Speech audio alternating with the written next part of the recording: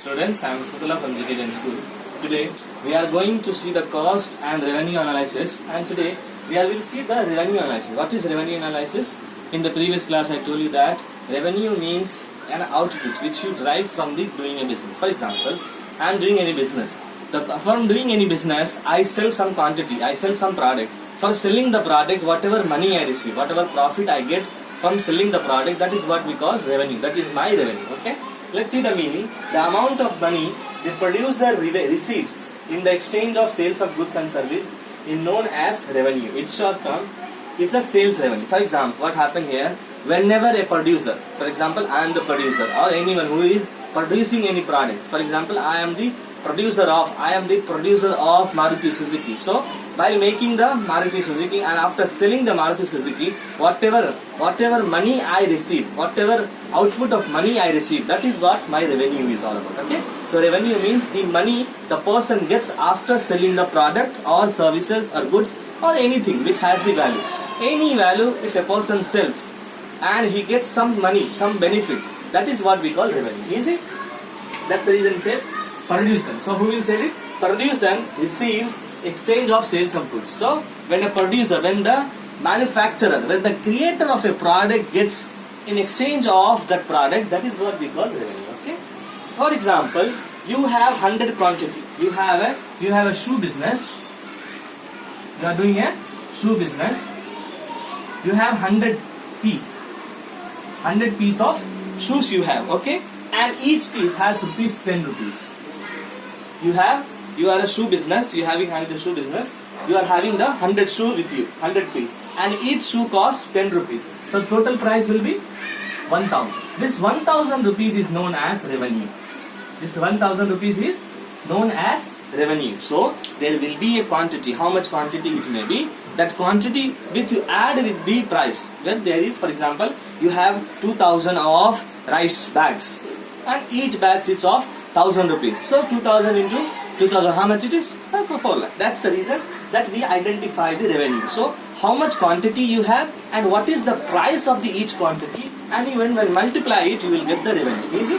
We have shoe business, 100 piece was the shoe and each piece was 10 rupees. So 100 into 10, 1000. 1000 rupees is known as revenue. Okay.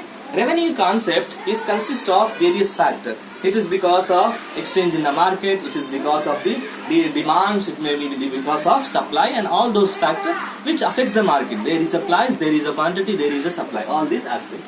In the material aspect, we have concept of revenue of total revenue, average revenue and marginal revenue. So in the revenue, we'll see the total revenue. For selling this product, I have any product, for example, I am doing a TV business, means for doing a TV business, I had a 10,000 TV. Each TV has 100 rupees each amount. For that 1 lakh. So total 1 lakh is my revenue. That is the total revenue. So whatever the total thing I have sold, out of that the total paisa, the total money I have received, that is my total revenue, right? Average revenue means for over period of 1 year, I have sold a different kind of product. For each product, what is the selling? So I will take the average. We have took all the total revenue, all the expenses, all the benefits, all the profit. We'll take and divide with the quantity. So what is the average? In a month, for example, in July we have 10,000 selling. For 10,000 selling, I have only 1 lakh rupees. But what is the average for a year? Because in July we have 1 lakh, in June maybe a 90,000, in August it may be a 1,20,000. So it may be differ. So while taking the average, we'll total all the entire year from Jan to December. We'll total all the units and divided by number of a month. So we'll get the average. So what is the average revenue in a month or in a particular period? And marginal revenue. What is the extra benefit you are adding when you are earning an extra benefit? For example, you have the expensive, very good profit in the month of June. What can you do to help and to get the more benefit than the June in July? So for that you will add the extra unit. When you add the extra revenue to your revenue, that is what we call marginal revenue. So total means you will take the entire thing and you calculate. Next, average. You will try to have the average. What is the average aspect? Marginal, you will try to have extra units so that the extra benefit can be earned. Okay.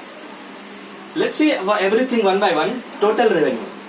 The total revenue is the amount of income received by the firm from the sale of product. So there is a full sale. There is a full product. For example, there is a 10,000 product. When you sell all the 10,000 product, whatever money you receive, that is what we call total revenue. That is our total income. Okay. How you will identify? Price of the commodity into number of units. So number of units, how many product you have into the price will give means you will have the income. So this is the formula.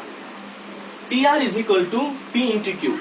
TR is equal to P into Q. So T means total revenue, TR means total revenue, P means price, and into Q is quantity, right? Let's frame it in a particular way.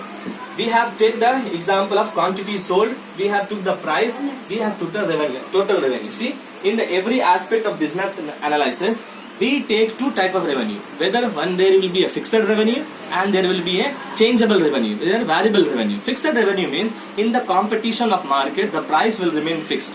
For every product, the price will be, for example, 5 rupees means price will be 5 rupees for all the product throughout the year, throughout the business life. There is a variable changes in the price. For one day there will be 10 rupees, another there will be 15 rupees, another 20 rupees. So total we'll see first a fixed revenue. In that we have took the quantity 1, 2, 3, 4, 5, 6. Okay. We have took the price of 5. 5 rupees a fixed price for every article. How you will identify?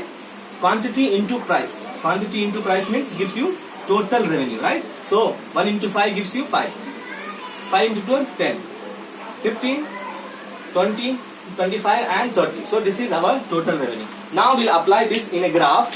We have took x-axis as quantity, y-axis as cost, and we have drawn. For 1 it's 5, for 2 it's 10, for 3 it's 15, for 4 it's 20, for 5 it's 25, for 6 it's 30, and it frames the curve of total revenue. And this is the frame of total revenue. So total revenue in a fixed cost will go up and it reaches the maximum satisfaction. It will give you the maximum benefit. Okay. In the second aspect, we have variable factor, which means the price will remain unchangeable. It will change. Here, fixed factor means price will be very same. There is a perfect competition in the market. And in this way, in the average way, and in the total revenue of variable factor, what happens? Price will not be same. There is an imperfect competition in the market.